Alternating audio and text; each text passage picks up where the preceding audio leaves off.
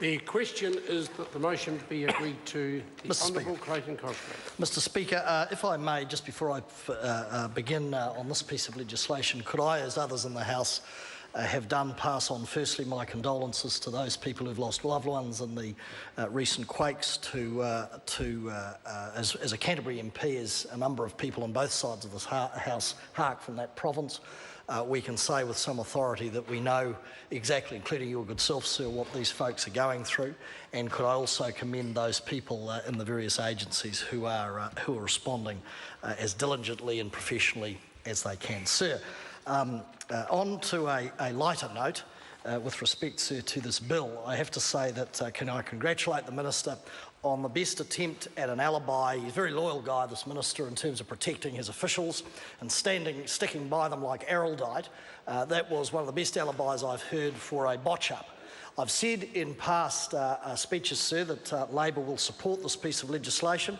We support any protection to intellectual property and other protections in respect of the innovative communities, to protect those ideas and products and services that are developed by our innovative community. But can I say, sir, and I'm also on record quite rarely, but saying that I do feel sorry for this Minister, given the level of advice that was tendered to him, to the committee, by officials. I've also said, sir, that I don't often criticise public servants, but I have to say, as one who sat through weeks of this bill, that and the Minister alluded to many of the changes that had occurred internationally, many of the excuses that were put forward to reverse the government's original proposal, which was to have an amalgamated, if you will, to implement a single patent application process in respect of New Zealand and Australia. Now, Labor originally saw that proposal put forward by the government, and we liked it. We thought it would work. We thought it was in line with other industries, the legal profession, banking, where there has been an amalgamation. Our view was that presumably the government had put this forward in order to provide benefits to the innovative communities, not simply the patent attorneys. And I note the Minister referenced the patent attorneys many, many times in his speech, but tended not to reference those I actually think who are more important than patent attorneys, who take a fee for their service, but those whom patent attorneys serve, that is innovative clients, innovators, those who are coming up with these ideas and new products and services. So we looked at this originally, sir, and we thought, well, this is a pretty good piece of legislation. The government's obviously thought this out. We support the original proposition. I have to say, though, we were quite astounded as a committee, and I won't speak for the chair, who, as I've said in past speeches, I think did an admirable job in allowing the committee as a whole to tease out the detail around this piece of legislation. We were quite astounded when it was reported to us by officials that they had recommended a complete reversal. However, in good faith, we looked at this and we asked about things like pre-consultation. Who had officials consulted with? Had they consulted with the innovators? There was a lot of, as I say, talk about the patent attorneys, great souls that they are.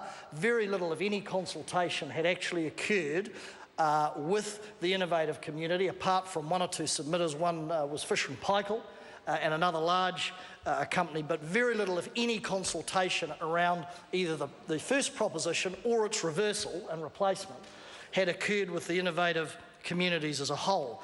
At which point members of our committee actually went out and did some of that consultation. Sir, we simply asked for those officials to justify the change. And in the report you'll see there are, and the Minister's alluded to it, they talk about the lack of benefits either to business or patent attorneys. They talk about the increased administrative costs to businesses. They talk about other significant costs. But none of that was ever quantified, sir, and none of that information was provided to the committee. In fact, I've got to say, it was one of the worst presentations by officials I've witnessed in my 17 years in this parliament. When officials come before you and you ask them to quantify the cost benefit, and they give a figure and you ask how they got to it, and they talk about quote unquote their best guess, or quote unquote on the back of an envelope. I remember remarking to one of the officials, well, I do feel sorry for the Minister if that's the sort of gobbledygook that was served up to him. Is it any wonder that the government had some difficulty and the committee as well had some difficulty in working out which was actually the best way to go. And we have a pretty good public service. I think we have a world-class public service. But we were told by certain officials, basically, trust us, we're the experts, and trust the patent attorneys. And that was it.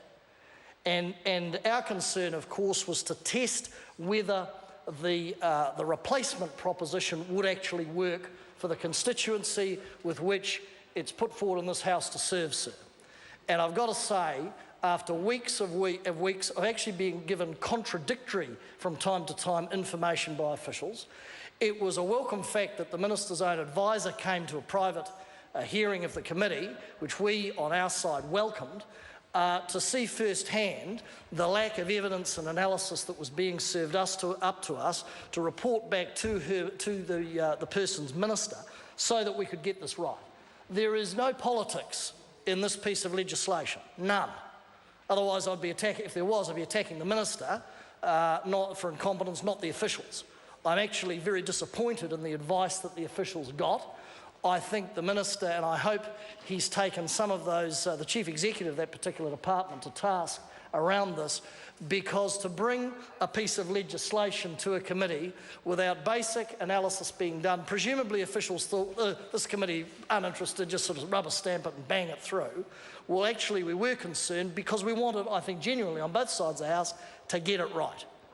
The lack of consultation, sir, or the consultation that was limited to simply one group, that is the patent attorneys, and they are very important in the scheme of things, they make this work, but the lack of actually going out and talking to the innovative communities en masse, rather than just, one or two who come up and say we don't like it, therefore we should reverse it, I think was pretty appalling.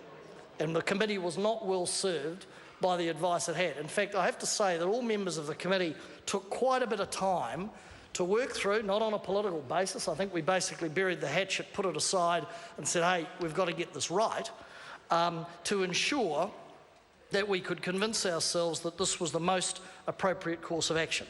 The Labor Party has put in a minority report, and I'm quite happy to make the point, well, I'm not happy to make the point, but I do note that even those members on my side of the fence are rather reticent about whether we made the correct decision in respect of this bill. We hope we did, we will support it, but I say this, that it was extremely difficult, I think, for committee members, and I suspect the minister, a loyal soul that he is to his officials, to, with any great, gusto or confidence, to say that this bill will do exactly what the government's intent is, and we support the intent of it. So, sir, we will support it. We seek simply to ensure that the provisions within it will serve as best they can the innovative communities and the entrepreneurs and the inventors who seek to protect their products and services from nefarious others. But I would make a plea to the minister. I think if he hasn't already, he needs to go and have a rather stern chat with his department so that this sort of stuff doesn't happen again. This, if there had been decent pre-consultation, some of these proposals wouldn't have seen the light of day, they wouldn't have got to a minister's desk, they wouldn't have got past a minister's advisor or his private secretary's secondment, they would not have got anywhere near a ministerial desk. They would have served up quality provisions which the minister would have had confidence in, which a select committee would have processed, I think, very efficiently upon good advice from officials. So I think there's a learning that can take place from this. But I say, for the record, as I've said before, I think we have a world-class public service, but we were not well served on a very, very important piece of legislation like this. I'm sure there are people who are listening at home won't turn the lights on at home, but this sort of legislation is vitally important if we're trying to promote innovation within our commercial sector in our country. It is very expensive and very difficult for smaller entrepreneurs and innovators to get patent protection for their services. Our position as always has been, if we can provide and support legislation that makes it cheaper, more efficient for those innovators, that's something we should all support across the House. I have to say, a very simple proposition with unanimity was made extremely difficult because of lack of foresight, because of lack of basic analysis and work done that should have been done, and particularly pre-consultation and post-consultation when the legislative provisions changed by that government department. That being said, sir, we support the bill.